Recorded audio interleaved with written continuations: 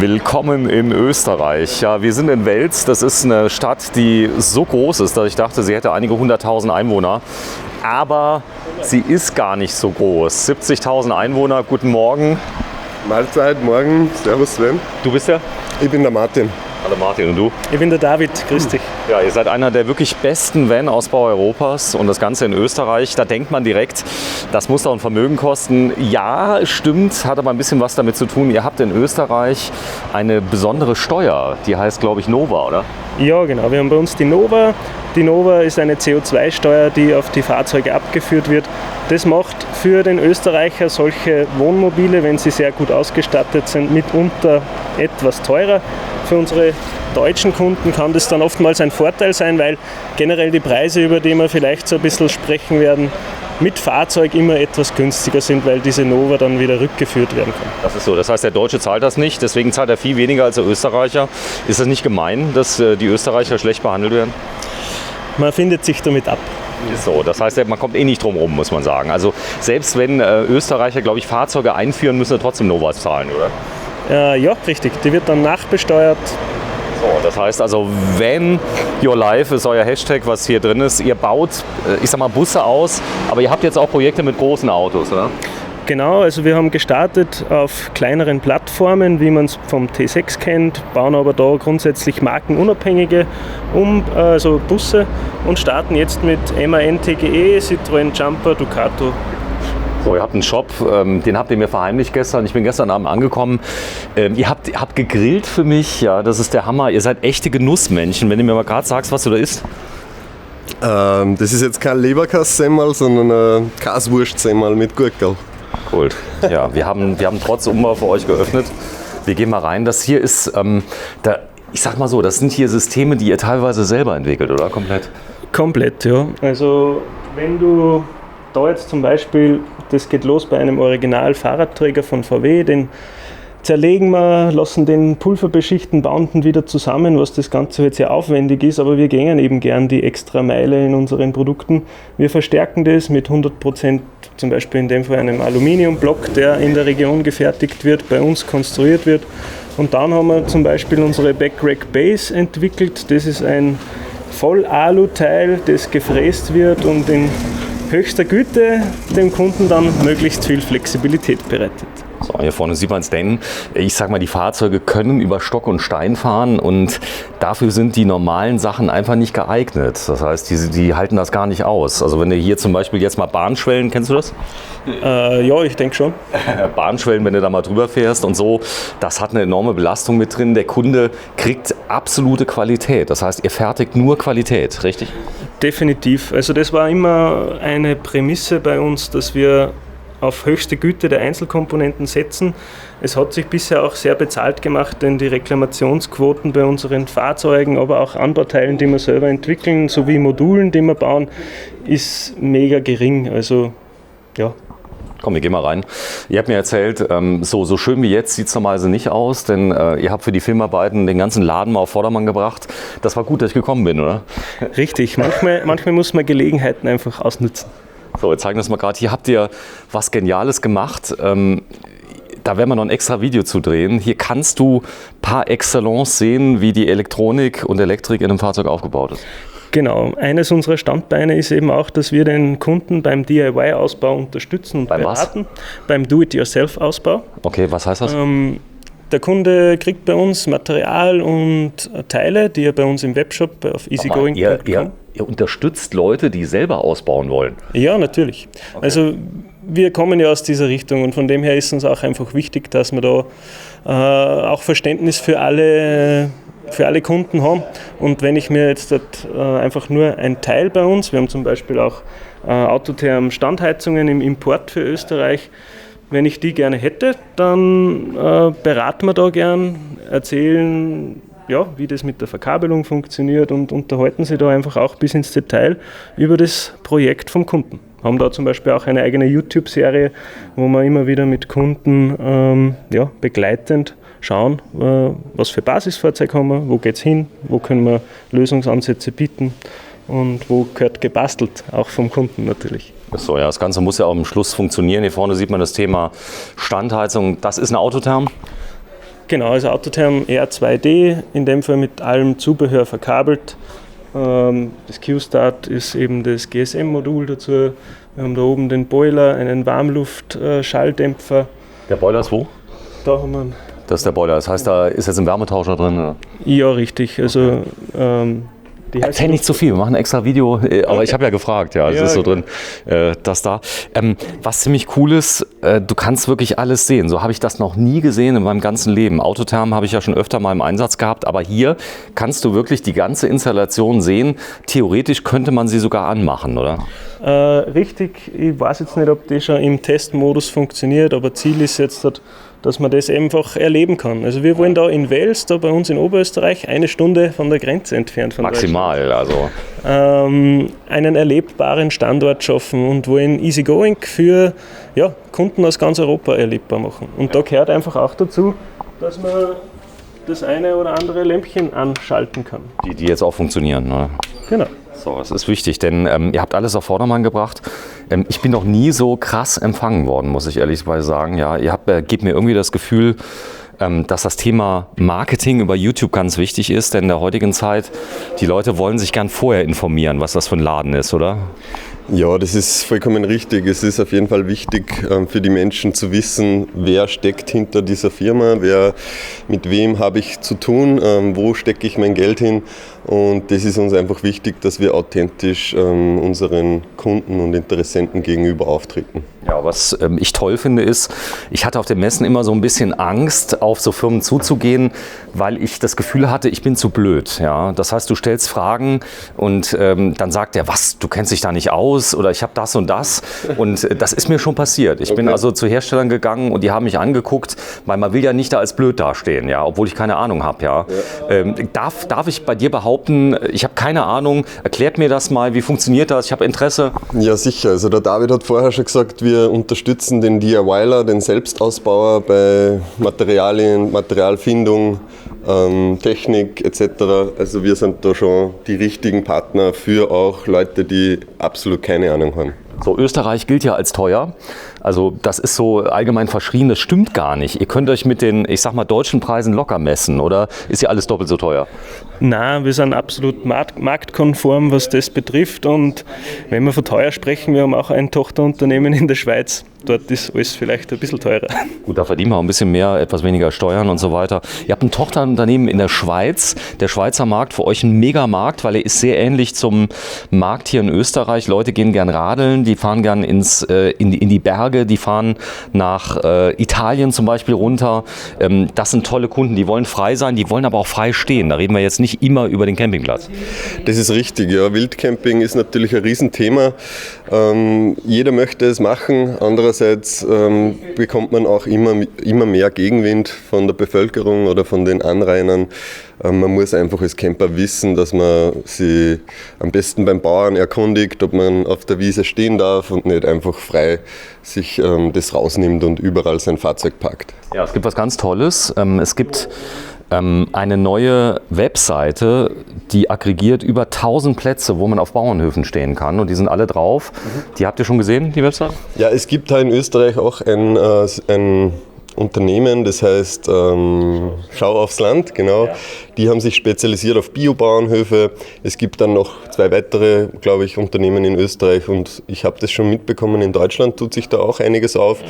Es ist der richtige Weg, weil die Politik hat es meiner Meinung nach ein bisschen verschlafen, dass sie da nachzieht, vor allem in Österreich. Es gibt sehr wenige Stellplätze und Campingplätze gibt es halt seit den 80ern, und seitdem steht das Ganze. Ja, das Coole ist, ihr kommt aus der Skateboarder-Szene, das gehen wir gleich mal kurz drauf ein. Alpfilter, die haben mir gerade welche zugeschickt, ein ziemlich cooles System. Mach mal bitte auf, ist da einer drin? Ja. Die haben mir jetzt zum Testen zugeschickt, Edelstahl, das Ganze in einer tollen Ausführung. Wir haben sogar ein Wassertestlabor, das sich angeboten hat, das wir vorher-nachher testen können. Okay. Diese Filter, da kannst du das Wasser aus dem Frischwassertank, was ja, ich sag mal, nicht immer klar definiert ist, das kannst du sehr gut filtern. Ja, richtig. Ich meine, Wasser, eigenes Thema, von Vorfiltrierung, Konservierung bis hin zu Filter, die erst beim Ablassen zum Einsatz kommen.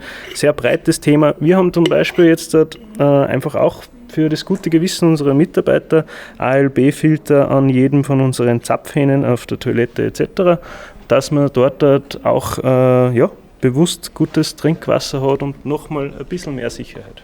So, wir werden Vans filmen. Wie viele Filme hast du mir angetan, die wir drehen müssen heute? Ja, so 15 hätten wir 15 werden wir filmen. Aber die werden wir mindestens brauchen, denn es ist so spannend, mit euch zu arbeiten. 3, 4 weitere jetzt vorgeschlagen. Ja, das ist kein Problem. Ich bin ja nicht zum Spaß hier. So ist es ja. Easy going. Das Ganze lebt ja auch hier. Das heißt, macht das Ganze auch nicht erst seit gestern, oder? Na, wir sind grundsätzlich gibt es die Marke seit 10 Jahren heuer. Wir werden im Herbst auch ein großes 10-jähriges Jubiläum hier auf dem Standort feiern. Und seit 2017 sind wir aber fokussiert im, wir sagen mal, Vanlife-Bereich tätig und haben seitdem her das Vanlife-Kompetenzzentrum bei Easygoing aufgebaut. Die Sonne scheint, heute wird ein heißer Tag. Ihr habt einiges vorbereitet. Das sind diese Module. Wenn du mal gerade das Modul ein bisschen mal nach vorne fährst zu mir, das Sportmodul, fahrst mal so 2 Meter, dann zeige ich mal gerade. Ihr habt nämlich, die Bremsen sind drin. Das nehmt ihr mit auf Messen und das ist was ganz Geniales. Ihr könnt für jedes Fahrzeug, das langt schon, vielen Dank. Ihr könnt für jedes Fahrzeug, es stand ein bisschen in der Sonne, sonst sind die Schatten so hart. Für jedes Fahrzeug könnt ihr so Module entwickeln, bei dem ich ein handelsübliches Fahrzeug in kurzer Zeit umrüsten kann zu einem vollwertigen Camper, oder? Richtig, also das ist ein parametrisierendes System. Wir können das an jeden Kofferraum anpassen. Wir haben Konfektionsgrößen, die sich vom, ich sage jetzt einmal, normalen klassischen Multivan T6 bis hin zum Citroën Berlingo anpassen lassen. Es lässt sich konfigurieren und so kann der Kunde einfach seine Lösung mit uns gemeinsam erarbeiten und kann aber auch upgraden. Das heißt, du musst nicht immer das volle Paket nehmen, sondern man startet vielleicht beim Bett und mit der Zeit konfiguriert man sich noch den Küchenblock dazu oder den Schwerlastauszug. Man ist da, sage ich mal, budgetfreundlich und auch entwicklungsfreundlich.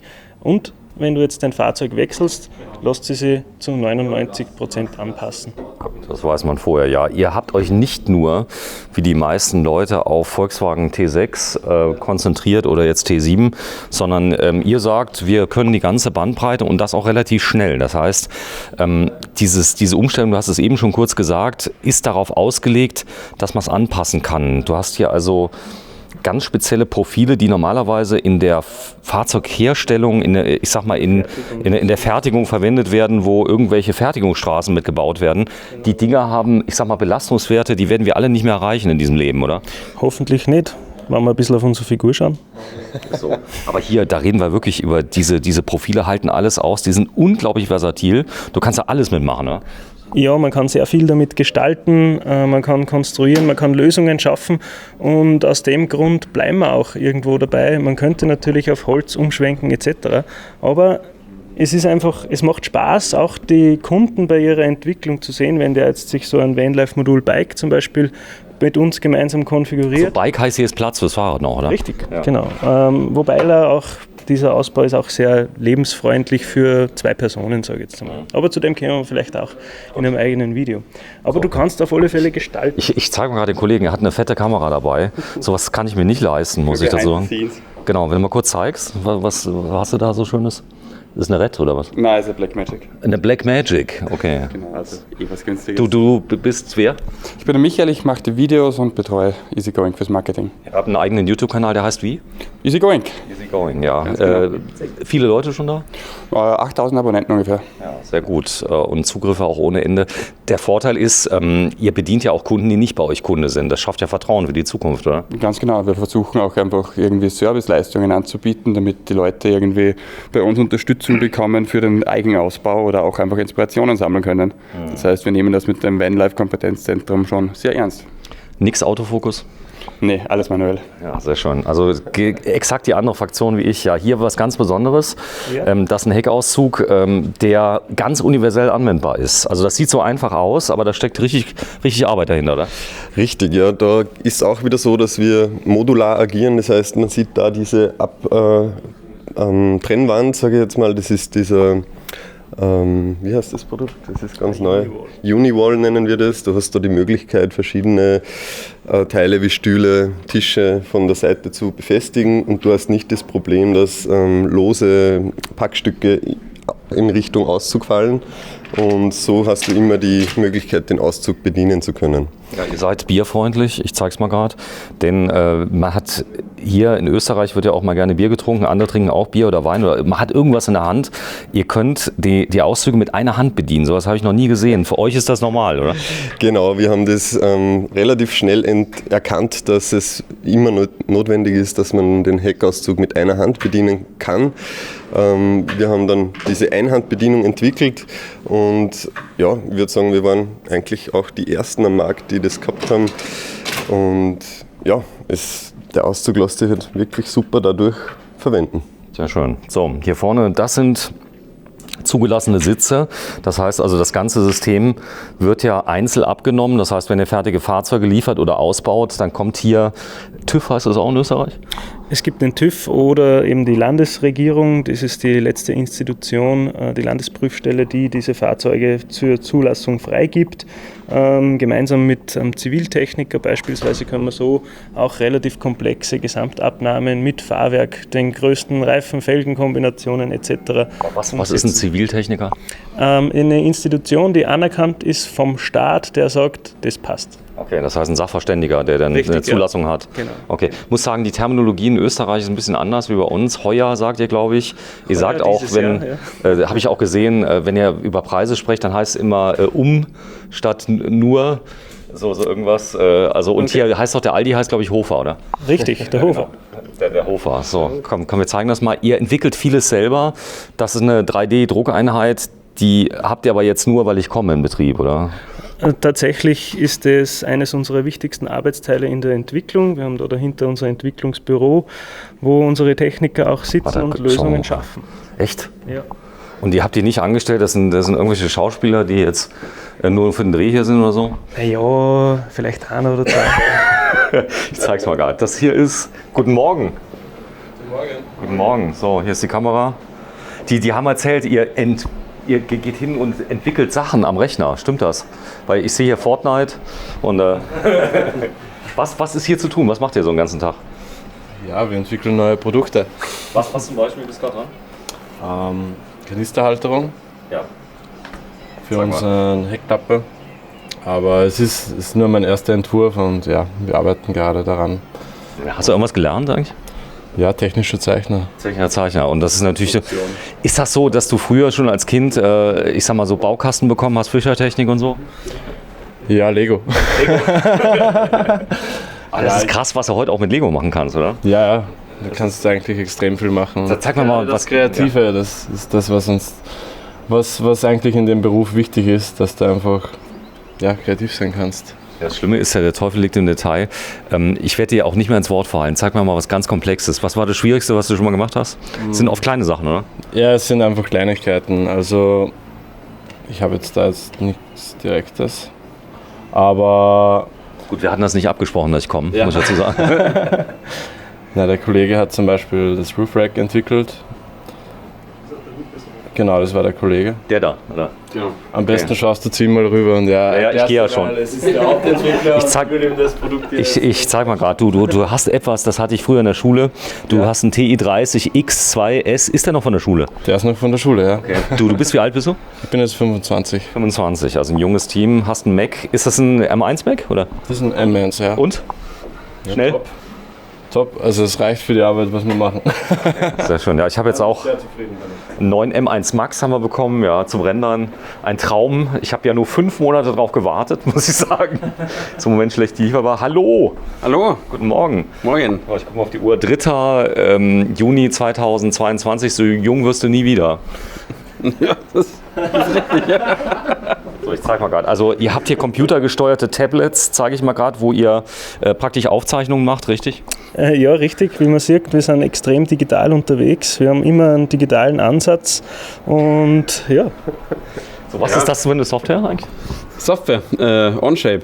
Das ist ein browserbasiertes Zeichenprogramm. Browserbasiert? Ja, ist ganz praktisch für uns, weil wir auch ab und zu im Homeoffice arbeiten. Okay. Und da muss man nichts einrichten, einfach einen Laptop mitnehmen und man kann eigentlich von überall sich einloggen und an jedem Rechner arbeiten. Ach, das geht heute. Wo man früher eine Workstation brauchte, ist heute der Browser. Richtig, genau. Okay, krass. Warte, ich mache mal gerade das Licht aus, dann sieht man ein bisschen besser, was man da sieht. Genau. Ja, beschreib mal, was man sieht. Ja, das ist jetzt gerade eine Plattform von unserem Roofrack. Das wäre das ganze Roofrack. Ist jetzt gerade der Dachträger für unseren VW D6. Für die originalen Aufnahmepunkte. Das haben wir draußen auch live zu sehen. Zeig mal draußen. Ja, du hast gesagt, haben wir live zu sehen. Da Ja, haben wir ein eigenes Video geplant. ja nee, machen wir sowieso. Also es ist ja nur, dass wir jetzt, du hast zu mir gesagt, dass wir so einige Cliffhanger machen, dass die Leute die Videos weiter gucken müssen. Ja, das ist gut. Und das machen wir jetzt und da werden wir die auch quer verlinken. Wir zeigen nur mal einen Sneak Preview. Komm mal mit, dass wir das sehen. Sag mal, die haben erzählt, ihr habt aufgeräumt. Unvorstellbar lange. Stimmt das? Ja, schon eine Weile. Warte mal, ich zeige mal gerade den 3D-Drucker, wo wir schon mal hier sind. Da vorne druckt er. Was wird hier gedruckt mit dem Drucker? Der rechte Drucker ist gerade ein Test. Das ist so ein Haken für die Fiamma-Markise, dass man sie abspannen kann. Das ist jetzt ein Prototyp, oder? Genau, ja. Ist einfach zum Probieren. Machen wir immer 3D-Druck. Geht recht schnell. Das ist zum Beispiel der Markisenhalter, den wir gerade entwickelt haben für die PSA Multirail. Ja. Das bedeutet, wir haben einen Universal-Markisenhalter, der entfernbar ist. Es bleiben keine Stege, wenn du die Markise im Winter abbaust. Der ist jetzt im 3D-Druck vorproduziert. Das ist jetzt Kunststoff, oder wie? Das ist Kunststoff 3D-Druck. Der erste, also der finale Prototyp. Und dann wird aus Stahl pulverbeschichtet bestellt, bevor wir das halt alles kanten lassen, in die großen Produktionsstückzahlen gehen, gibt es dann einfach immer das 3D-Modell und anschließend halt auch so wie hier dann die Eigenentwicklung vom regionalen Fertiger. Genau, wenn du mal gerade ein bisschen stiller hältst, dass denen nicht so ganz so schlecht wird zu Hause. Ich zeig's mal gerade. Denn, sag mal, habt ihr schon irgendwas aus China entdeckt, was ihr entwickelt habt und die Chinesen haben es kopiert? Na, dabei noch nicht. Okay. Es geht ja auch gar nicht, weil das ist ja, ich sag mal, sind ja keine mega Stückzahlen. Das wird sich für die gar nicht lohnen. Weil ich nehme an, von so einem Träger, wo du pro Träger wahrscheinlich 100 Euro verdienst, wirst du maximal 4.000, 5.000 verkaufen, oder? So ungefähr. Ja. Nein, wir sind grundsätzlich wir sind kleine Stückzahlen gewohnt und können mit dem recht gut umgehen. Unsere Produkte sind oftmals auch, sage ich mal, vom Preisansatz her etwas teurer als der Standard. Allerdings sieht man, glaube ich, bis ins Detail, dass wir sich wirklich Mühe geben, wenn wir was gestalten und entwickeln. Ja, das ist Vor allem ganz... geht es um Lösungen, die es sonst nicht gibt. So, der Kollege macht immer noch behind the scenes, das bin ich gar nicht gewohnt. Ja. Heute wirst du mal gefilmt. Heute werde ich mal gefilmt. Gut, dass ich ein bisschen abgenommen habe. Ja. Dann, das bringen wir am Abend beim Grillen bestimmt wieder auf die Waage. das befürchte ich auch. Ihr habt einen neuen Grill, den werden wir auch heute Abend mal sehen, dass wir das mal zeigen. So, wir gehen mal in die Werkstatt. Vorne haben wir ja schon ziemlich viel gezeigt. Ihr habt ein Gebäude, was war hier vorher mal drin? Das war ein großer Reifenhändler mit 9 Filialen in ganz Österreich. Und die Hauptfiliale war da in Wels. Und ja, das hat sich für uns einfach als idealer Standort herausgestellt. Ihr habt viel Platz. Wow, ist das ein Tor? Ein Brandschutztor oder was ist das? Das ist ein Brandschutztor, ja. Ja, der Kollege sagt, bitte nicht filmen. Ja. Das ist gut, dann gehen wir mal rein. So, kurz mal schauen. Denn ich sag mal, ihr habt euch große Mühe gegeben, aufzuräumen. Man muss aber fairerweise sagen, wenn man produziert auf einem kleinen Team, ja, dann kannst du nicht immer Ordnung halten. Aber ihr habt es gut hinbekommen, oder? Ja, wir sind mega stolz auf unser Team, dass sie sich für heute gut vorbereitet haben. Und ja, mega cool einfach trotzdem. Und natürlich, wo gehobelt werden, da fliegen Späne, das wissen wir alle. Und passt aber sehr gut und wir sind super happy, dass es heute so ausschaut, wie es ausschaut. Ja, das hier gilt übrigens bei mir als aufgeräumt, ja, die Halle hier. Das ist eindeutig, denn ihr testet viel. Das Coole ist bei euren Produkten, die sind nicht nur funktionell, sie sehen auch gut aus. Und das ist, ich kann mir vorstellen, dass einige Volkswagen-Fans sich die Dinger kaufen, einfach nur, weil sie gut sind. Die fahren vielleicht gar nicht raus, sondern montieren sich die und sind happy, oder?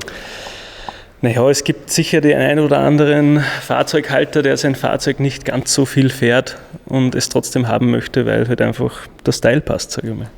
Da kann ich jetzt hingehen, wenn ich einen ganz normalen Volkswagen habe und will hier dieses Rack haben, das würde passen. Es passt für Volkswagen, wir haben es aber auch genauso auf unserem Trailer, den wir gerade gemeinsam mit ProCamp entwickeln. Wir können es aufs Dachzelt geben, es ist parametrisierend und passt auf jedes Fahrzeug da draußen. Egal ob Fiat Ducato, normales Wohnmobil oder klassischer T6 mit Schlafdach zum Beispiel, von bis, alles möglich. Wir denken halt da einfach auch immer den einen Schritt weiter. So, erzähl mal bitte, was war hier die besondere Herausforderung bei dem? Besondere Herausforderung, ja, die Dachform vom Auto. Es ist leicht gewölbt, es ist nicht einfach zu messen ohne digitale Hilfsmittel. Echt? Wie hast du das gemacht? Zuerst haben wir es manuell versucht, das war ziemlich ungenau und dann hatten wir aber zum Glück die CAD-Zeichnung vom ganzen Auto. Vom Hersteller? Vom Hersteller, genau, weil wir da... Wie kam es daran? Heck? Haben wir uns als Umbauer zertifiziert und dann wird das von VW zur Verfügung gestellt. Das hilft dir natürlich enorm, oder? Richtig, genau, und da kann man hat man das genaue Modell vom Auto und da konnte man es dann am Computer eigentlich schön rausmessen. Und das ist jetzt eigentlich die erste Version und die hat eigentlich auf Anhieb gleich funktioniert. Das Schöne ist, also du kannst dir viel Entwicklungsarbeit sparen. Die Ungenauigkeiten sind ja meist beim Hersteller, muss man sagen, denn nicht alles ist 100% Millimeter genau, oder? Ja, das merkt man auf jeden Fall, dass die Autos zueinander teilweise ein bisschen unterschiedlich sind. Aber ja, montieren lässt sich trotzdem eigentlich immer und es ist ausreichend genau. So, der Transporter kommt ja oft aus Polen. Deutsche Transporter, polnische, merkt ihr einen Unterschied, wo die gefertigt werden? Nee. Ich glaube nicht, nein. Ich glaube nicht, ja. Also meiner kam aus Polen. Ihr könnt ja mal gucken im Fahrzeugschein, wenn euch der Händler den verkauft hat, wenn der einen X hat, dann kommt er aus dem neuen geilen Werk aus Polen. Wenn er irgendwas anderes hat, dann kommt er leider nur aus Wolfsburg, ja, oder irgendwo anders her. So. Ja. Aber das ist euch egal. Volkswagen ist gut? Ja, passt. Passt. So. Allrad, die Leute schimpfen ja so, die hätten am liebsten gerne Sperren drin, 3 Sperren, alte Allradantriebe, sind unglaublich gesucht, aber die Elektronik wird immer besser, oder? Ja, auf jeden Fall. Also du fragst jetzt den Falschen, weil der David fährt einen Allrad T6, der kann dir das sicher besser beantworten. Was fährst du? Ich fahre aktuell einen Buchanka, ist auch ein Allradfahrzeug, okay. Ein Russe. Okay. Aber ja, macht Spaß. So, der Bereich ist eigentlich gesperrt für dich. So, ich gehe mal kurz rein, dass wir das mal sehen. Denn das Coole war, ihr habt so viel aufgeräumt, dass ich gesagt habe, ich kann euch gar nicht mehr sehen. Da hinten steht ein Dachzelt. Auch das ist eine Herausforderung, da muss der Träger auch ordentlich passen, oder? Ja klar, also Dachzelte werden auch immer mehr. Und es braucht auch immer mehr individuelle Lösungen, wie ich das Dachzelt am Anhänger oder am jeweiligen Fahrzeug befestigen kann. So, wir werden ganz viele Filme machen. Wir gehen auch gleich mal in die Halle rein, die ihr aufgeräumt habt. Dann sehen wir ganz viele Fahrzeuge. Habt ihr überhaupt Lagerware? Gibt es das bei euch? Ich komme rein, kann ein Auto mitnehmen? Wir kommen mit der Produktion jetzt aktuell nicht so weit noch, dass du sagst, es steht ein Fahrzeug hier. Wenn wir das schon 1-2 Mal geschafft haben, dann war das Fahrzeug relativ schnell auch wieder weg.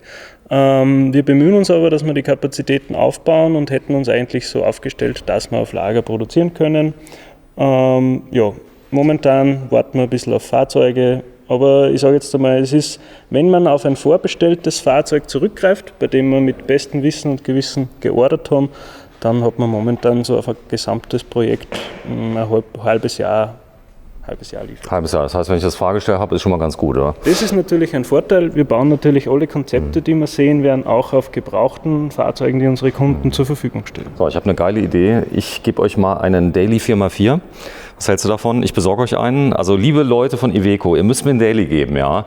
Und ich bringe einen der letzten, der kommt. Ich kriege jetzt noch einen Daily 4x4 auf Concorde. Das wird richtig cool. Als Hecksitzgruppe mit Alkoven. Ein richtig geiles Teil, so ein Schlechtwegefahrzeug, was kommt. Aber ich gebe euch mal irgendein cooles Auto, was wir irgendwie finden, was wir neu von dem Hersteller geben. Dann könnten wir eigentlich mal so einen Produktionsprozess mal zeigen. Ihr habt mir erzählt, wenn ihr euch wirklich anstrengt, ja, könnt ihr so ein Auto in 3 Wochen bauen, oder? Ja, das ist natürlich immer recht individuell, wie groß der Auftrag ist. Also ja. Wir haben auch Fahrzeuge, die schneller fertig sind als eine Woche. Aber wenn wir vom Roma reden, das ist so, da wird von der Pike auf, vom Transporter weg, also vom nackten Transporter weg, der Camper aufgebaut. Und da schaffen wir es in 2 bis 6 Wochen, je nach Aufwand und je nach Auftragsvolumen, das Fahrzeug fertig zu bauen. Ich sage mal, im Schnitt sind es so 4 Wochen. Und ja, wir sind da eigentlich relativ stolz drauf, dass wir so weit gekommen sind, weil in der Anfangszeit, wie wir von der Pike auf das gelernt haben sozusagen, war das Fahrzeug sicher 8 Wochen bei uns und auch nicht die Qualität, die wir jetzt als Output haben. Ja, die Qualität, die werden wir gleich mal schauen. Wenn das Ganze zusammengefügt ist, ist es so genial, muss ich sagen, dass ihr mir gestern ein Fahrzeug gezeigt habt, wo ich doch wirklich drum gebeten habe, zeigt es mir nicht. Ja. Dann hast du es trotzdem gemacht und ihr habt so tolle Detaillösungen. Unter anderem, ich zeige mal gerade, das ist zum Beispiel so eine Wand, die habt ihr selber kreiert? Ja, das ist ein Entwicklungsprototyp, der halt dann als Halterungswand für den Werkzeugwagen verwendet wird. Man kann damit alles machen. Das heißt, man kann den zum Beispiel aufhängen in der Küche, könnte man machen. Das ist wirklich universell nutzbar, weil eure Systeme so flexibel sind. Also du kannst wirklich alles damit machen. Richtig, von Küche bis Bad, WC, alles möglich. Aber eigentlich ist für einen Camper gedacht. Airline hat die Welt verändert, oder? Richtig, ja. Man kennt es aus dem Flugzeugbau und Transport und wird im Campingbereich immer interessanter und ja, ermöglicht einem einfach Flexibilität. Die Österreicher. So, komm, wir gehen mal durch, dann zeigen wir mal gerade. Also, von allem gibt es einzelne Filme. Mir wird schon Angst und Bange. So ist das. Aber ihr habt hier ein Traumgelände, muss man sagen, oder? Das ist hier, ist im Winter schwer zu heizen, weil es soll ja kalt werden in Österreich. Ja, dann müssen wir ein bisschen schneller gehen. Sehe schon, Arbeitsschutz, ganz wichtiges Thema. Wie geht ihr damit um? Immer, definitiv. Also wir schauen, dass wir da am aktuellen Stand der Technik sind. Wir machen auch Fortbildungsmaßnahmen mit unseren Mitarbeitern. Jetzt gerade ist ein Erste-Hilfe-Kurs geplant, dass wir da alle wieder aufgefrischt werden. Und ja, also Arbeitsschutz definitiv. Schutzhelme habt ihr auch? Schutzhelme nicht, aber jeder hat Sicherheitsschuhe im Betrieb an. Und warte, ich zeig das mal gerade. Das sind die, oder? Ja, der Chef muss nicht. Der ist Verkäufer oder Bürohengst. Ja, ganz wichtig, ihr seid Fahrzeughersteller, das heißt, ihr habt Systeme mit Ladung, ihr könnt aber auch Wohnmobile bauen, oder? Richtig, wir sind da relativ flexibel, was der Kunde möchte, braucht. Es kommt natürlich auch manchmal auf die steuerliche Situation an. Für unsere deutschen Kunden machen wir gerne die Wohnmobilzulassung. Das ist hier nämlich so, wenn ich Unternehmer bin, habe ein Nutzfahrzeug, wird das anders besteuert wie ein Wohnmobil, oder? Mitunter. Also das wird immer komplexer mit der Gesetzeslage, wie sie sich auch dynamisch verändert.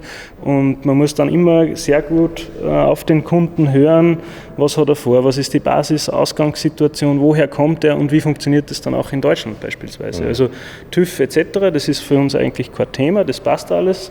Aber wie das halt dann zugelassen wird, da gehört einfach der Dialog her, der ohnehin sehr wichtig ist für uns. Gut, Deutschland ist ja noch, ich sag mal, Kindergeburtstag. Richtig spannend wird es in der Schweiz, weil die Kollegen haben ja da eigene Ansichten von eigenen Gesetzen. Ja, richtig. Schweiz ist mega spannend, deshalb auch irgendwo das Bedürfnis für die Tochtergesellschaft, dass wir dort unsere eigenen Sachen regeln können. Aber der TÜV zählt dort nichts. Wir brauchen überall DTC-Gutachten. Es gibt gewisse Importeure für gewisse Bauteile, die dann wiederum relativ teure Gutachten für jedes Fahrzeug ausstellen. Also es ist komplex, aber ich sage mal, eine gute Wirtschaftsbeziehung zu Partnern ermöglicht dann auch, dass wir unsere Roma, so wie wir es jetzt schon machen, in die Schweiz exportieren und dort den Kunden Freude machen. Ja, cooles Projekt hier. Leute suchen ja Autos unter 5 Meter, die in Großstädten zum Beispiel stehen können, ohne dass man auffällt. Das ginge hier. Es gibt ja, ich sag mal, entsprechende Verdunklungssysteme, die kannst du davor machen, siehst du gar nichts, ja, wo die auch schwarz innen sind, wo ich zum Beispiel mitten in Wien stehen könnte mit dem Teil hier, gehe nach der Oper einfach rein, mache meinen Vorhang vorne zu, gehe schlafen. Wie sieht es aus mit der Lüftung dann? Ich sag mal, wenn ich hier drin bin, muss ich sterben? Na, wir haben gerade Belüftung ein extrem heikles Thema im Camper, besprechen wir oft mit unseren Kunden.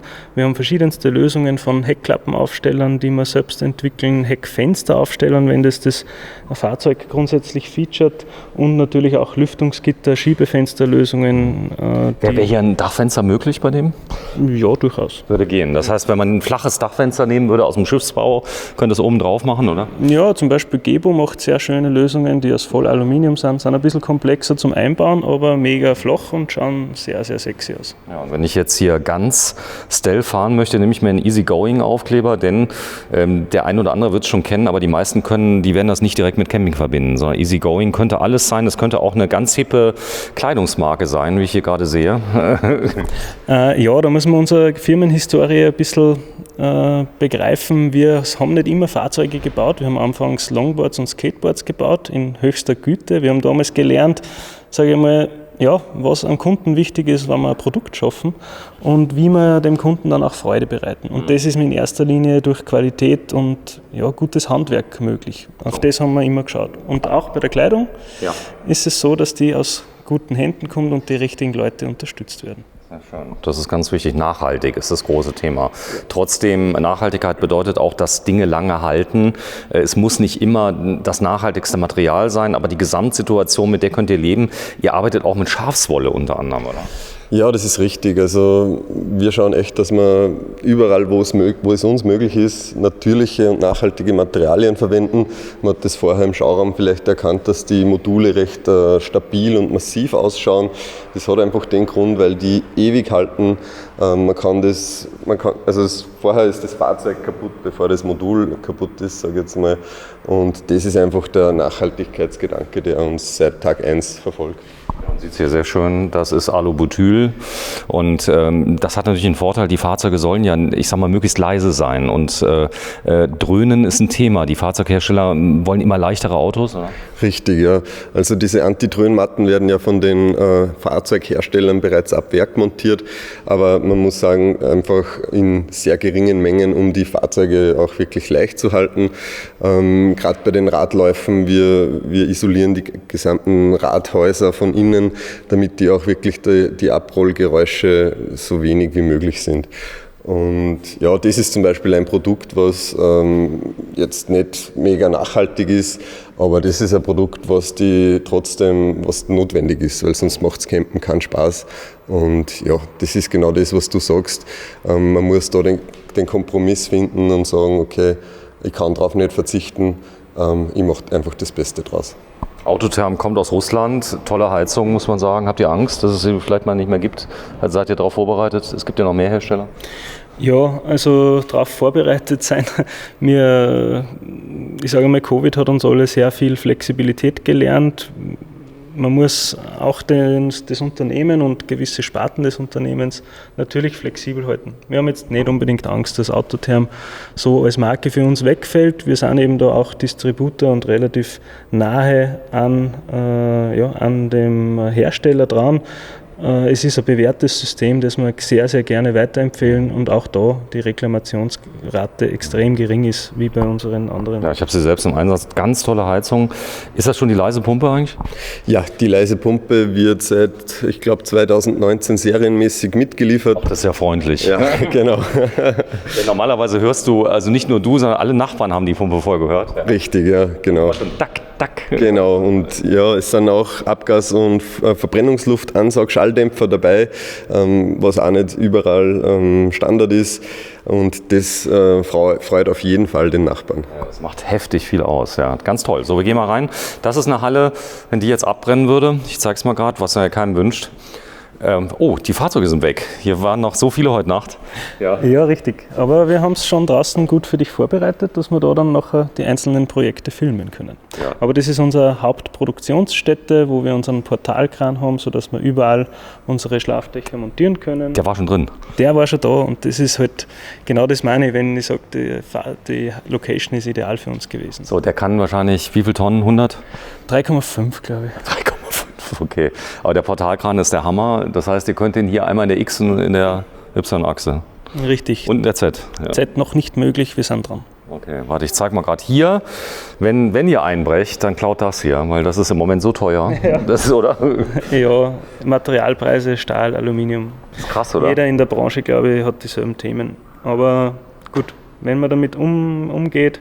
Wir versuchen oftmals unseren Produktionsprozess so zu verbessern, dass, sage ich mal, die Preissteigerung beim Aluminium so spät wie möglich bei unserem Kunden ankommt. Aber jeder Kunde, der sagt, ich unterstütze das Unternehmen Easygoing, weil ich mir ein Modul kaufe, hilft halt auch, Stückzahlen zu steigern und somit Produktionskosten zu verringern und am Ende des Tages eine gewisse Grenze nicht zu überschreiten, weil wir sind jetzt nicht VW T6 um 140.000 Euro möchte man sich selbst nicht oder kann sich nicht jeder leisten, aber das Vanlife, das Draußensein, das Freisein sollte einfach zugänglich sein für den Das ist ziemlich cool, ja. Ihr habt wirklich tolle Autos, die erschwinglich sind. Ihr könnt jedes Auto verwenden. Hier haben wir einen Jumpy, den gibt es ja schon als, ich sag mal, als LKW-Ausführung für kleines Geld.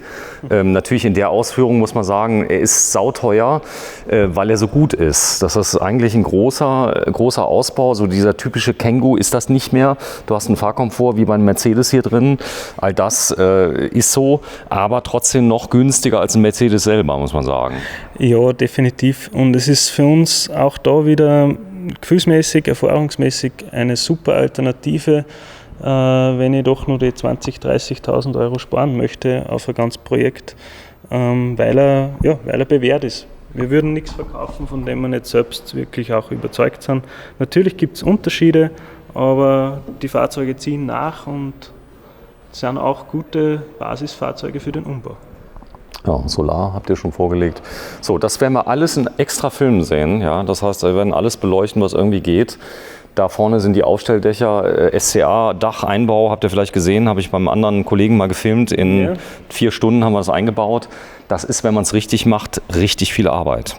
Ja, richtig gewissenhaft und in unserer höchstmöglichen Qualität. Das fängt an bei Blechbehandlung und wie man halt mit dem Fahrzeug umgeht, aber endet bei der Dichtfuge, beim Abfugen und einfach, du kannst es so oder so machen. Wir machen es definitiv mit sehr viel Bedacht, Gefühl und Hausverstand. Also das Ganze nochmal bitte, liebe Zuschauer aus Deutschland, ja, immer mehr Deutsche kommen jetzt zu euch, weil wenn man das sauber vergleicht, seid ihr wirklich sehr günstig. Also man muss das wirklich, man darf hier keine Äpfel mit Birnen vergleichen. Das hier ist High-End. Da sprechen wir wirklich über ein Soundsystem. Was wärt ihr jetzt für ein Soundsystem, wenn man alle Soundsysteme verbinden würde? Soundsystemhersteller. Würdest du sagen, du bist Bose eher schlecht? Ach so meinst du. Bose oder Bang & Olufsen vielleicht. Ja, Bang & Olufsen. Okay. Hat mir schon gefallen. Beats Audio? Vielleicht nicht unbedingt Beats, aber von der Marke her eventuell. Ich weiß nicht. Also mit Soundsystemherstellern würde ich Das war auch nur Spaß. Alle haben Delta 4x4, ihr nicht? Oder auch, auf Wunsch? Sind wir noch in Gesprächen, auf Wunsch können wir natürlich alles organisieren. Aber die sieht auch gut aus, muss ich sagen. Ja, ist eine schöne Felge. Gibt einige schöne Felgen, die wir bisher schon verbauen haben dürfen. Und ja, wir haben einfach auch, da geht es darum, dass man gute Geschäftsbeziehungen, gute Businesspartner hat, mit denen man gerne zusammenarbeitet. Und das hat ganz viel mit einem Bauchgefühl zu tun, wie man miteinander umgeht. Und stimmt, absolut. Da kann man sagen, ist die Firma Deimann, Fahrwerkstechnik, ein super Partner. Ist das hier aus Österreich? Nein, es sind deutsche Kollegen, die eben diese Marke Twin Monotube Project erschaffen haben und die Qualität passt, die Passform passt und die Kunden haben erfreut. 1000 Kilo circa. 1000 Kilo pro Felge. Pro Felge. Oder sonst 940. Auf alle Fälle ausreichend, dass man auf bis zu 3,4 Tonnen, 3,5 Tonnen auflasten könnte. Das Thema Design ist ein großes Thema, manchmal ist weniger mehr. Ihr habt euch jetzt hier entschieden, den nicht unterzufolieren. Das heißt also, wenn der dann nach 39 Jahren seinen Dienst aufgeben wird und nochmal renoviert wird, dann kann man schön die Buchstaben hier lesen. Das heißt, er wird für immer konserviert sein, oder? Es ist tatsächlich so, dass dieses Fahrzeug in den nächsten Wochen noch eine komplette Lackschutzfolierung bekommt, in glänzend. Das heißt, die ganze Folie kommt nochmal runter und dann wird er komplett konserviert, wie du sagst. Das heißt, der Originallack wird konserviert und der kommt dann drüber. Ihr könnt auch voll folieren, natürlich, sieht man hier vorne an der Scheibe. Wer foliert bei euch eigentlich? Mitunter ein externer Partner, so Kleinigkeiten wie die Motorhaube machen wir dann oft selber, weil es ein bisschen schneller geht. Das ist so, ja. Hier vorne, auch diesen Streifen habe ich mir damals drauf gemacht, sieht viel cooler aus, wenn man das kann. Fahrzeuge selber, Basisfahrzeuge, kann ich wählen, was die Preisliste von Volkswagen hergibt, oder habt ihr Fahrzeuge schon davor oder bei Volkswagen? Wir haben ungefähr 100 vorbestellte Fahrzeuge, die in den nächsten Jahren, würde ich jetzt mal sagen, zu uns trudeln. Und aus diesem Pool würde ich empfehlen, eines dieser Schmuckstücke zu wählen, wenn man heute bei uns was bestellen möchte. So, die Gasdruckfeder hält das aus. Ist das die von dem Original-Gepäckträger von VW? Nein. Die muss ja ein bisschen stärker sein, oder ist sie noch stärker? Das ist in der Stärke konfigurierbar, aber das ist auch eine Eigenentwicklung. Wie denn? Wie geht das? Wir haben, schauen wir uns das da vielleicht an, wir haben da ein Edelstahl-Bauteil, das uns ermöglicht, eine andere Geometrie der Gasdruckfeder einzubauen. Das bedeutet, auch der Winkel ändert sich. Somit haben wir schon bei weniger Newton viel mehr Hebel. Und gleichzeitig werden diese Aufnahmepunkte aber auch verstärkt, sodass diese Lasten dann dementsprechend auch wirklich auch nachhaltig verteilt werden und dass das nicht auf die Karosserie geht. Und da kann man für den Alltag halt leichtere über die Schnellverschlüsse einbauen, zum Beispiel 700 Newton oder bei voller Beladung auf bis zu 1500 Newton gehen, dass man die Heckklappe nur schwer zukriegt. So jetzt okay, das heißt, man kann es anpassen. Ich kenne das also von meinen Fahrrädern, wenn die mal drauf sind, kriege ich sie nie wieder hoch. Das ist so die Erfahrung, die ich gemacht habe, das überschätzt man enorm. Das könnt ihr anpassen. Schlafkomfort ist ein wichtiges Thema, wenn wir darauf eingehen. Die Leute haben wirklich geschwärmt, ihr baut die besten Matratzen, weil da kannst du so viel falsch machen. Der Schlafkomfort ist wie im Hotel durch, ich sag mal, ordentliche Matratzen, ordentlicher Schaumstoff und Lattenrost. Ihr habt also wirklich ein handelsübliches Lattenrost. Das wird sogar hier in der Gegend gefertigt, oder? Richtig, genau. Also angefangen vom Lattenrost, von den Federleisten, die bei uns in der Umgebung in 30 Kilometer Entfernung produziert werden, bis hin zum Kaltschaum, der in der Matratze drinsteckt, über die, in dem Fall Lodenbezüge. Was für? Loden, Schafwolle ist es. Das ist ein ganz besonderes, nachhaltiges, natürliches Material. Stinkt nicht, glaube ich. Stinkt nicht, nein, das ist natürlich gereinigt. Und Nee, ich sag nur auch in Zukunft. Also ich hatte mal, wenn ich irgendwie Wollkleidung hatte, die nimmt ganz wenig Gerüche auf. Das heißt, also ich habe da immer das Gefühl, das ist nachhaltig. Also was auch das Thema Zuverlässigkeit, Thema Haltbarkeit, oder? Ja, natürlich. Also das ist uns einfach wichtig, das auch im Sinne des Kunden so gut wie möglich zu gestalten. Und so ein Aroma, wie man da jetzt vor uns sehen, der fühlt sich einfach auch anders an, wenn du reingehst, wenn du den riechst, wenn du den schmeckst. Und das ist offenporiges Zirbenholz, das heißt auch da haben wir... Es riecht nach Zirbe hier drin, es riecht wie in einer Sauna. Ja, genau. Ja. Und das ist auch kein Geruch, wo du dich satt riechst, sondern du hast... das ist so ganz dezent. Ganz dezent, und nicht übertrieben, aber trotzdem einfach gemütlich. So, komm, da machen wir auch ein Video. Eine absolute Frechheit, so viel kann ich vorgreifen, werden wir in diesem Video zeigen. Ihr habt etwas entwickelt, ihr habt Airline-Schienen auf Glas geklebt, fast, oder? Fast. Genau, wir haben eine Funktionsscheibe bzw. ein Scheibenset für den VW T6 und T6.1 entwickelt. Kommt für den Jumpy ebenso, das uns erlaubt, Lasten an die Seiten zu bringen oder auch Einbaurahmen für Ausstellfenster zu gestalten. Und es schaut halt aus wie Glas, ist aber sehr stabiles Aluminium. Unglaublich, also, habe ich noch nie gesehen. Habt ihr das je gesehen auf irgendeiner Ausstellung? Nein, es ist ein Produkt, das, glaube ich, diese Branche noch nicht gesehen hat. Also demnächst wird es kopiert, die Leute gucken sich dann an. Lohnt sich das, zu euch auf die Stände zu kommen oder hier diese Videos zu gucken? Kann man da, ich sag mal, noch ein bisschen was lernen? Lernt ihr schon mal bei Kollegen? Also guckst du viele Videos, was die anderen machen? In den letzten Jahren nicht mehr. Wir haben definitiv schon unseren eigenen Weg gefunden. Gerade zu Beginn ist das aber Wahnsinn. Und ich kann es jedem Kollegen, der jetzt gerade zum Beispiel startet mit dem Selbstausbau, der vielleicht auch Teile bei uns kaufen möchte, denn wir sind, bereit für unsere B2B-Kunden. Das heißt, überall gibt es auch Händlermargen auf die Produkte bis zu den Autos. Ach so, ihr habt auch Fachhändler, die das führen, Easygoing, oder? Genau, wir sind gerade am Ausbauen des deutschen Netzwerks. Also wenn es wen gibt, der sagt, hey, coole Firma, cooles Unternehmen, coole Produkte, bitte tretet mit uns in Kontakt. Wir wollen was mit euch machen. Ja, als ich die Anfrage von euch bekommen habe, habe ich gedacht, mein Gott, was ist denn das, ein Laden, Easygoing? Wieder mal so eine Anfrage und dann habe ich ja nicht so viel erfahren, bin hierher gefahren. Erstmal, Wels ist größer als man denkt, also wenn man hier noch nie durchgefahren, viele fahren ja durch, die lassen es so links oder rechts liegen, oder? Genau, also wir sind genau an der Nord-Süd-Achse durch Österreich. Wenn du jetzt zum Beispiel nach Italien fährst und nicht über Innsbruck fährst, dann musst du durch Wels durch und das ist immer ein Besuch bei uns wert, würde ich sagen. Du fährst Ski? Und Snowboard. Snowboard, so, und das heißt, du fährst Skateboard auch, natürlich? Natürlich, nicht mehr so viel wie früher, aber ganz klar eine schöne Art der Fortbewegung. So, ist auch ein Thema hier, ist ja das Thema Skifahren, da drin pennen, frei stehen, mit allem drum und dran. Da kam das Ganze, das Thema Werterhalt ist natürlich beim T6 enorm. T7, wie siehst du das, ähnlich oder wird es schwieriger? Definitiv schwieriger. Ich bin jetzt gespannt, was passiert, wenn der T6 quasi ausläuft. Da bin ich froh, dass wir noch was vorbestellt haben. Und Also der läuft ja nicht hier aus, oder wie? demnächst, also in 2024, was man so hört, wird es den T6.1, so wie er ist, nicht mehr geben, sondern dann den Ersatz von Ford und VW gemeinsam, wie beim Caddy heute schon. Das Interessante ist natürlich die Wertsteigerung G-Modell. Hast du mal versucht, eins zu bestellen in letzter Zeit? Na, leider, das ist außerhalb meines Budgets. Ja, aber du kriegst auch gar keins. Die werden zurzeit 40.000 € über Liste gehandelt. Ja.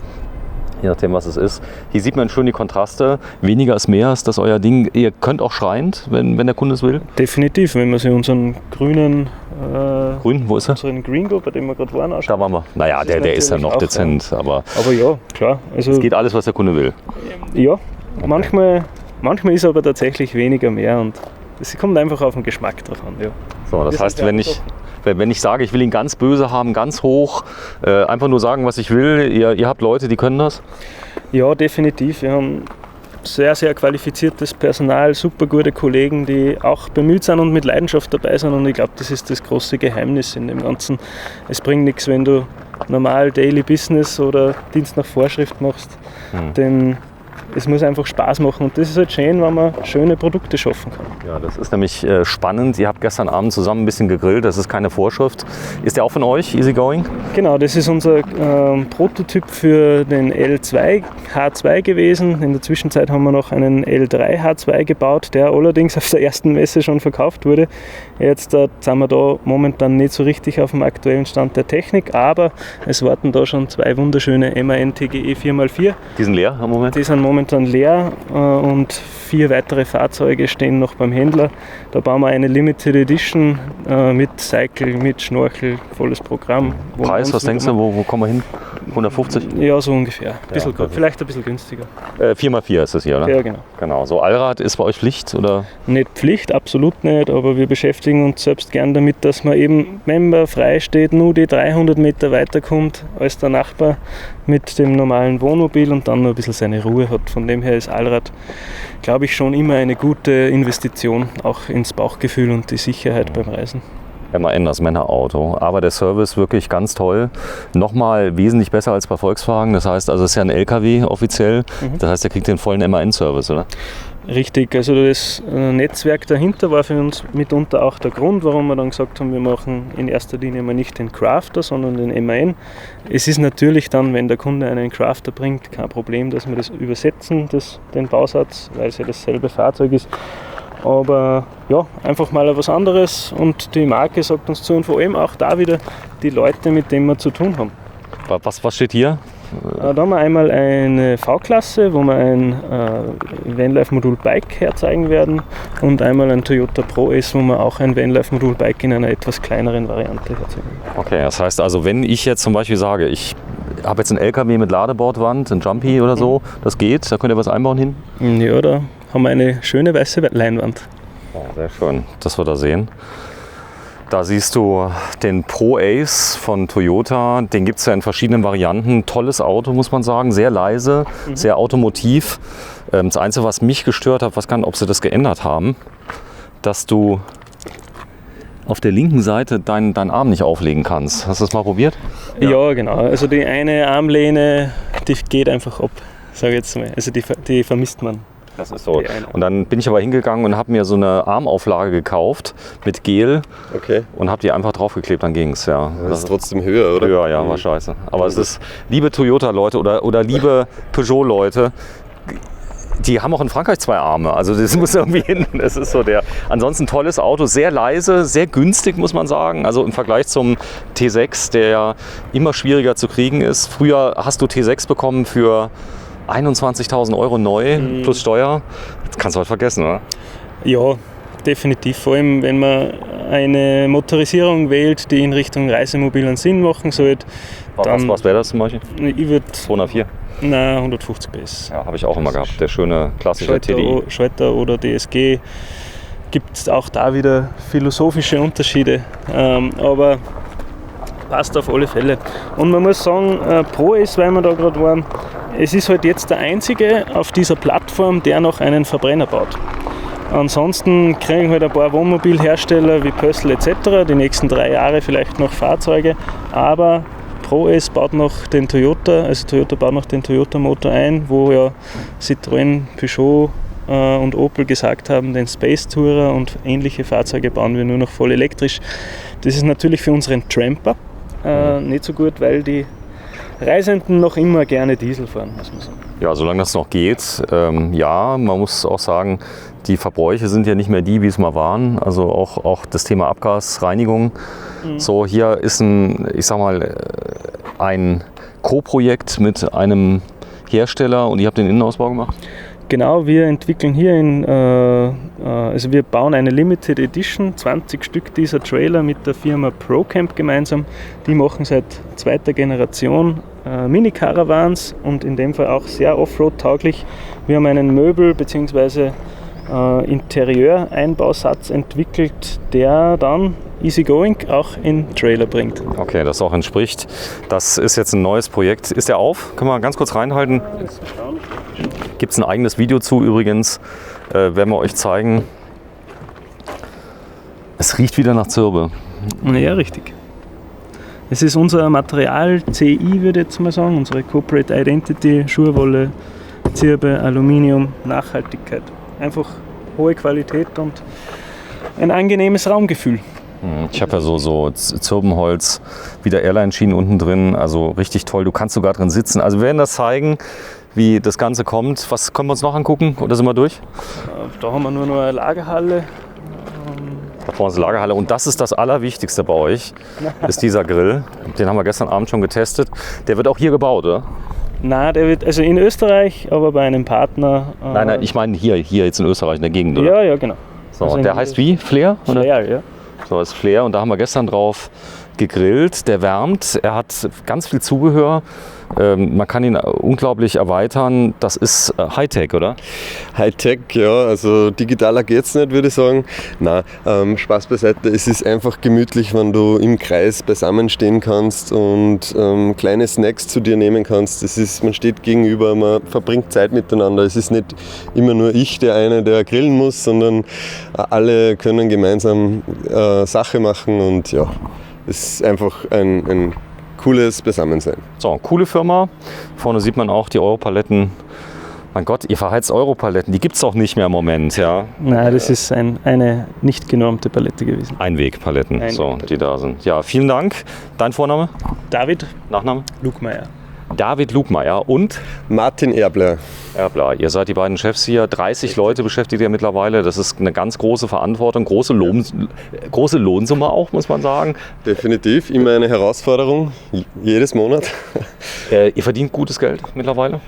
Als Gründer verzichtet man doch das eine oder andere Mal auf sein Gehalt, sage ich jetzt mal. Ist das noch so, ja? Du bist ja noch jung, du bist wie alt? Ich bin 33, wir... 31. 31? Ja, also sicher, wenn der eine oder andere Kunde jetzt, oder wenn wir das Fahrzeug nicht zeitnahe oder bald genug fertig haben, dann fehlt halt doch ein Geldbetrag, der dann auch manchmal dich kämpfen lässt, die Löhne zu zahlen. Das dann ist so. verzichtet man halt selbst kurz mal drauf. Ja, muss aber sagen, ich mache mir um die Zukunft von euch gar keine Sorgen mehr. Denn wenn das jetzt Händler sehen, also wenn ihr das seht, das ganze System kann man jetzt über den Fachhandel beziehen. Hat der Händler auch ein bisschen Marge noch? Ja, natürlich. Dadurch, dass wir selbst auch Händler sind, wissen wir, dass es unter einem gewissen Margenbetrag einfach keinen Spaß macht, zusammenzuarbeiten. Ich glaube, wir gehen da mit sehr viel Hausverstand und Motivation auch dem Händler gegenüber ins Geschäft. Natürlich muss man alle Komponenten oder alle Sichtweisen berücksichtigen, aber ja, es wird schon Spaß machen, zusammenzuarbeiten. Also wenn ihr Lust habt, heute filmen wir am 3. Juni 2022. Wir sind in Oberösterreich. Das ist, du hast einen netten Witz gemacht gerade eben. Das Ober kommt aber wegen der Hierarchie, oder? Nein, das war nicht ich. Ich weiß gar nicht. Oberösterreich. Früher hat das anders geheißen, weißt du das nur aus der Geschichte raus? Ja. Es klingt so ein bisschen bayerisch, habe ich das Gefühl, also vom Dialekt her. Ist nicht so dieses Wienerisch, oder? Nein, absolut nicht. Also sprachlich sind wir eher bei den Bayern als bei den Wienern. Ja. Okay, cool. Also praktisch Klein-Bayern in Österreich ist Oberösterreich, was ziemlich cool ist. Ihr habt auch coole Beziehungen zu den Leuten aus Bayern. Habt ihr überhaupt einen Piefke hier? Ja, der vorher mit uns zum Roofrack gegangen ist, der Lukas, der ist ein Piefke, der kommt aus Bamberg. Aus Bamberg, in Franke. Ja, genau. Sorry für alle Deutschen da draußen, die sich jetzt negativ angesprochen fühlen, aber du hast das einfach so serviert. Nee, stimmt so. Nee, ich war mal in Wien und da ist das Thema Moderation. Also du kannst im Radio ja nicht auftreten, wenn du Hochdeutsch sprichst. Das will keiner hören. Ja, das ist wirklich so. Und dieses so ganz weiche Österreichisch. Wien ist wie weit weg von hier? 2 Stunden. 2 Stunden. Ja. Okay, das heißt, man fährt und ja, das ist was für ein Projekt nochmal, der hier? Das ist mein Privatfahrzeug, ein Toyota HDJ 80 mit einer 4,2 Liter Dieselmaschine. Wo kommt denn der her? Oder hast du den schon lange? Nein, ich habe den seit einem halben Jahr ungefähr. Wo hast du den her? Wo hast du den geschossen? Den habe ich vom Mitgründer der Firma Taubenreuter in Salzburg gekauft und ist ein sehr schön erhaltenes Exemplar. Liebe Grüße an den Wolfgang. Danke, dass du mir das Auto verkauft hast. Steuer, was zahlt man für sowas? Ich habe ihn ehrlich gesagt noch gar nicht angemeldet. Wahrscheinlich kannst du einen Kleinkredit anmelden, ja, hier in Österreich. Aber das ist ein Klassiker, den gab es nie in Deutschland, oder? Zu kaufen. Das kann ich nicht sagen, doch. Es gibt schon einige. Es gibt schon einige, ja. Weil ich weiß, es gibt einige Toyotas, die werden dann auch speziell eingeführt, Euronormen und so. Die fahren ja zum Beispiel in Afrika. Genau, in Afrika fahren die ja überall rum. Ja. Hier man kann es nicht mehr zulassen, so ist es. Aber das ist ein tolles Auto. Du willst ihn verkaufen, habe ich gehört, an mich? Nee, er lacht. So, ich zeig's mal gerade. Ja, vielen Dank fürs Einschalten. Wir sind bei Easy Going. Ich zeig's mal gerade. Haben wir irgendwo ein Logo hier? Ihr habt da überall Logos. Da oben am Spanngurt. Komm, das zeigen wir mal. Easy Going, das ist schöner. In Wels, W-E-L-S, das Ganze ist wirklich ein Steinwurf von der bayerischen Grenze entfernt und man kann hier toll Urlaub machen. Kommt mal vorbei, lohnt es sich vorher anzurufen, oder? Schon. Ja, definitiv. Wenn man vorher anruft für einen Termin, dann können wir uns einfach am besten Zeit für den Kunden nehmen und das ist uns einfach auch wichtig. Darf ich mit dem Auto kommen, was ich ausbauen möchte, zeigen? Wäre natürlich die beste Art und Weise, zu uns zu kommen. So, vielen Dank. Taubenreuter, was machen die? Offroad-Zubehörhandel und Ausbau. Und er hat einen denkwürdigen Nachfolger bekommen. Tschüss euch beiden. Tschüss. Servus.